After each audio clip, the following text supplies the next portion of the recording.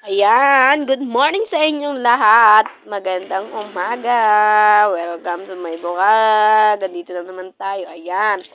So, binabati ko yung mga taga Road 9, Road 6, Road 8. Ayan, binabati ko kayong lahat. So, dito nga ako napadaan. Gawa ng mainit doon sa kabila. Ayan. Dito ako napadaan, guys. Sobrang init kasi. Ang aga-aga pala. Alas 7 ng umaga. Mainit na. Grabe. Sobra. Ay, nako, ah. Siyempre, takot ako maarawan. Kaya, dito na ako napadaan. Kasi sa likod din naman yan, RP eh. Shortcut lang tayo, guys. Siyempre, ayaw natin maarawan. So, ayan na nga, natatanaw ko. Malapit na ako sa amin. Padaan ako sa Road 5. Check out